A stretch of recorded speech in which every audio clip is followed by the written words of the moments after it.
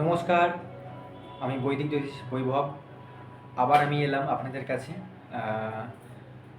আমাদের যে বর্তমান সমস্যা, এই সমস্যা শুনতেই একটা জিনিস প্রথমেই কথা মনে পড়ে। সমস্যা মানে কি? অর্থনৈতিক সমস্যা।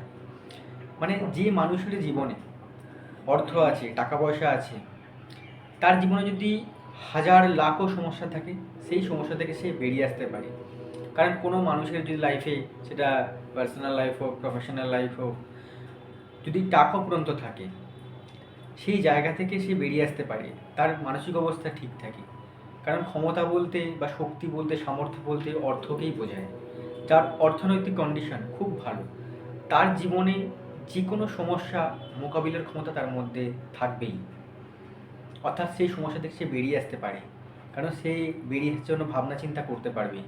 সে বিভিন্ন পথ খুঁজে পাবে, বা অন্য কেউ তাকে সাহায্য করতে পারবে, কারণ তার কাছে অফুরন্ত পরিমাণে টাকা। অর্থনৈতিক সমস্যা যদি কোনো বর্ধমান হতে থাকে, তাহলে দেখবেন মানুষের জীবনে ব্যক্তিগত সমস্যা, মানসিক সমস্যা, দৈহিক সমস্যা, বিভিন্ন ধরনের সমস্যা চারিদিক থেকে মানুষকে গ্রাস করে ফেলবে, এবং আস্তে আস্তে সে তার জীবনকে, সে তার মানসিক অবস্থাকে ক্রমশ সংকুচিত করে এমন জায়গায় নিজেকে নিয়ে যাবে যে আস্তে আস্তে তার লাইফটা অনেক ছোট অন্ধকারের দিকে এগিয়ে যাবে। তো সেই কারণে মানুষের জীবনে এই অর্থাৎ অর্থ কোথা থেকে হবে? আমাদের সঠিক কর্ম। এই কর্ম যদি ঠিক থাকে, ঠিক ওয়েতে যদি আমরা কাজ করি, সঠিক পদ্ধতিতে, সঠিক সময়, সঠিক কাজ যদি আমরা করি, তাহলে কিন্তু মানুষের জীবনে সেসব সমস্যা আসবে না। অর্থাৎ তার অর্থনৈতিক অবস্থা এবং তার দ্বার সবসময় খোলা থাকবে। তো সেই কারণে সবসময় এটা জেনে রাখা উচিত যে সঠিক কর্ম করা উচিত সঠিক সময়ে, তাহলেই কিন্তু সেই সঠিক সময়ের মূল্যায়ন হবে। তো সেই জন্যই বলি যে কোন মানুষের জন্য কোন কাজটা, কোন পেশাটা ঠিক, এটা কিন্তু সব থেকে আগে জানা দরকার। মানুষের কিন্তু রাশি এবং লগ্ন সবসময় সেম হয় না, বেশিরভাগ ক্ষেত্রেই আলাদা হয়। যেমন কারো বৃষ লগ্ন এবং তুলা রাশি, বা মিথুন লগ্ন বা কন্যা রাশি। তো এরকম রাশি লগ্নের ক্ষেত্রে যেমন সামঞ্জস্যতা আছে, আবার কিছু কিছু ক্ষেত্রে বিপরীতার্থক আছে। যেমন কিছু কিছু ক্ষেত্রে রবি এবং শনি দুটো আলাদা লবির নক্ষত্র বা গ্রহ, তো সেখানে দু ধরনের মানসিকতা কাজ করে। আবার যদি সিংহ রাশি এবং সিংহ লগ্ন হয়, তাহলে তার মধ্যে কিন্তু এই রবির গুণাবলীই কিন্তু বৈশিষ্ট্য থাকবে।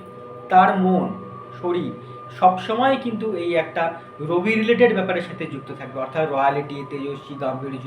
তো এই ধরনের জিনিসগুলো কিন্তু তার মধ্যে বিদ্যমান থাকবে। তো আজকে যদি আমি কর্ম নিয়ে বলি, তাহলে সবসময় জেনে রাখা উচিত, আমরা হয়তো এক ভাবি, এক বলি, আর করি আর এক। তো সাধারণত আমাদেরকে স্থির করতে হবে, অর্থাৎ লক্ষ্য স্থির করতে হবে যে আমাদের কোন কর্মটা আমাদের জন্য উপযুক্ত। যদি আমরা রাশি লগ্ন অনুযায়ী আমাদের দশম ঘর অর্থাৎ কর্মের ঘরকে ঠিক করে নির্বাচন করতে পারি এবং সেই পথে যদি হাঁটতে পারি, তাহলে কিন্তু আমাদের সাফল্য কিন্তু খুব বেশি দূরে নয়। হ্যাঁ, কোনো সাফল্য পেতে গেলে যেমন খুব সহজেও পাওয়া যায় না, এবং সেটা কিন্তু দুর্লভও নয়, যদি সেটা আমার জানা হয়ে থাকে যে না, আমাকে এই পথে হাঁটতে হবে এই সময়। তো আমাকে সঠিক সময়কে কেন্দ্র করে সঠিক পদ্ধতি কাজে লাগাতে হবে, তাহলেই কিন্তু আমি সাফল্যের পথে আমি এগিয়ে যেতে পারবো, বা আমরা এগিয়ে যেতে পারবো। তো সেই কারণে এই জিনিসটা বলে থাকি যে অনেক মানুষ অনেক ধরনের জিনিস নিয়ে তাদের ইচ্ছে, যে আমি কেউ সিঙ্গার হব, কেউ ডান্সার হব, কেউ ক্রিকেটার হব, কেউ স্পোর্টসম্যান, কেউ পলিটিক্স, কেউ টিচার, কেউ ডক্টর, কেউ ইঞ্জিনিয়ার।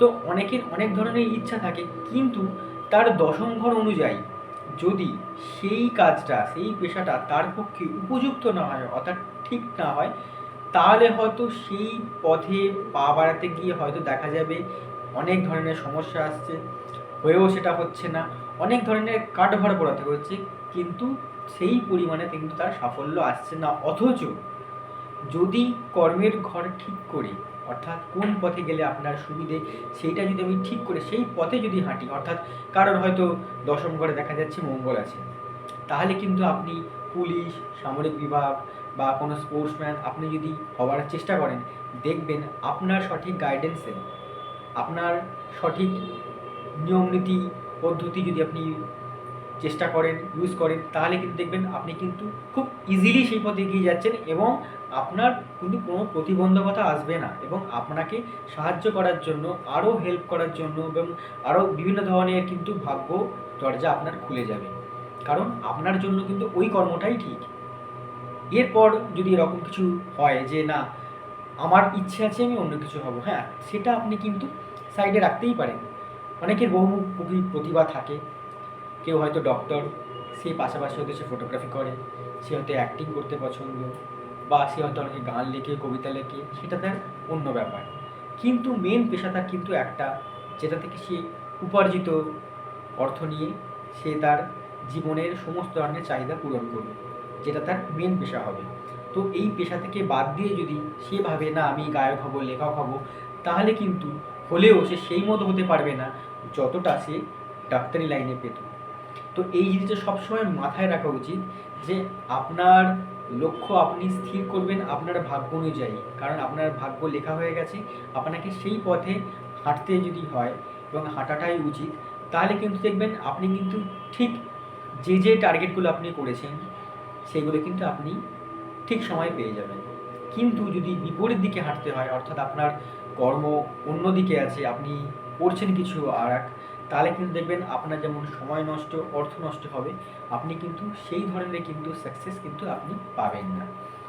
কারণ আপনি যদি ধরুন মেষ রাশি বা মেষ লগ্নের অন্তর্গত, সেখানে আপনার দশমপতি কে হচ্ছে? আপনার দশমপতি হচ্ছে মকর। তো এবার মকর রাশি শনির অন্তর্গত। তো সেখানে আপনি কি হতে পারেন? আপনি ভালো আইনজীবী হতে পারেন, আপনি ভালো টিচার হতে পারেন। আপনি যদি সেদিকে লক্ষ্য রেখে হাঁটেন, তাহলে দেখবেন আপনি কিন্তু আপনার কিন্তু যে লক্ষ্য স্থির করেছেন, একটু একটু করে আপনি কিন্তু সাফল্যের দিকে এগিয়ে যাচ্ছেন। এর সাথে আরও কিছু জিনিস দেখা দরকার। আপনার যে মকর মানে দশমপতি অর্থাৎ শনি, সে কোথায় আছে? সে যদি দশম স্থানেই থাকে তাহলে তো খুবই ভালো, খুব ইজিলি এবং খুব তাড়াতাড়ি আপনি আপনার কাজ পাবেন। এবং সেখানে যদি কোনো শুভ গ্রহের দৃষ্টি থাকে, যেমন বৃহস্পতি, তো সেই জিনিসটা আরও অনেক ডেভেলপমেন্ট, আরও অনেক উন্নতি আপনার জীবনে থাকবে। কিন্তু দেখা গেল এই দশমপতি শনি অর্থাৎ কোনো শত্রুর ঘরে ঢুকে গেছে, অর্থাৎ দেখা গেল সে রবির ঘরে গিয়ে বসে আছে, তাহলে কি করতে হবে? তাহলে আপনার দরকার প্রতিকার। এইখানেই আছে প্রতিকারের ব্যাপার। প্রতিকার মানুষের তখনই লাগে যখন কিনা আপনার গ্রহ ভালো আছে, কিন্তু সেখানে কোনো অন্য কোনো দৃষ্টির, খারাপ গ্রহ দৃষ্টি আছে, বা সেই গ্রহ আপনার অন্য কোনো খারাপ গ্রহতে বসে আছে, খারাপ গ্রহের ঘরে। তো সাধারণত সেই ধরনের সমস্যা আপনার জীবনে যখন পরিলক্ষিত হবে, সেই জায়গা থেকে আপনাকে পরিত্রাণ পাওয়ার জন্যই কিন্তু প্রতিকার নিতে হবে, নাহলে কিন্তু দরকার হয় না। আপনার যদি সব কিছু ঠিক থাকে, দেখবেন আপনার কোনো কিছুই লাগবে না। আপনি সকালে উঠে যা যা কর্ম আপনারা সব কিছু করতে থাকবেন রাত্রে শুতে যাওয়ার আগে পর্যন্ত, দেখবেন আপনার জীবনে সেরকম কোনো সমস্যা থাকবে না। কিন্তু আপনার ধৈর্য রাখতে হবে এবং আপনার লক্ষ্য স্থির করে সঠিক কাজ সঠিক সময় করে যেতে হবে। এই ধরনের সমস্যা যদি আপনার জীবনে থাকে, যে আপনার দশমপতি না হওয়া সত্ত্বেও আপনি সেই দিকে যদি একটা নেশায় আপনি চলে যান, যে আমরা করবো, একটা জেদে চলে যান, তাহলে কী হবে? খুব অনিয়মিতভাবে আপনার জীবনযাত্রা হয়ে যাবে। আপনি যেগুলো চাইছেন সেগুলো পাবেন না। তো আপনি জীবনে ফ্রাস্ট্রেশনে চলে আসবেন। আপনার জীবনে ব্যর্থতা, গ্লানি, হতাশা একটা জীবন আপনার ছেয়ে যাবে। মনে হবে আমার দ্বারা কিছু হলো না। তো এই ধরনের জিনিসগুলো যাতে না হয়, তাহলে আপনার কি করা উচিত? আপনার উচিত সঠিক অ্যাস্ট্রোলজার, পরামর্শদাতার গাইডেন্স নেওয়া, যে কোন জায়গায় গেলে, কোন পথে হাঁটলে আপনার জন্য ভালো হবে এবং সেটা কোন সময়ে আছে এবং সেখানে কোনো খারাপ কিছু আছে কি, খারাপ কোনো দৃষ্টি বা খারাপ কোনো ইঙ্গিত, তাহলে সেখান থেকে কী করে মুক্তি বা পরিত্রাণ পাওয়া যায়। তাহলে দেখবেন আপনার জীবন কিন্তু সুখময় হয়ে যাবে। কারণ আপনার কর্ম যদি ঠিক থাকে, আপনার পেশা যদি ঠিক থাকে, আপনার অর্থ যদি আপনার দিকে আসতে থাকে, তাহলে দেখবেন আপনার জীবনে কিন্তু অন্য কোনো সমস্যা থাকবে না। আপনি আপনার সাফল্যের দিকে ক্রমশই এগিয়ে যেতে থাকবেন আর একটা জায়গায় নিজের লক্ষ্য, নিজের টার্গেট কিন্তু ফুলফিল করে আপনার সাকসেসফুল লাইফকে সবার সামনে প্রতিষ্ঠিত করতে পারবেন। এটাই হচ্ছে সবথেকে বড় কথা মানুষের জীবনে। ধন্যবাদ।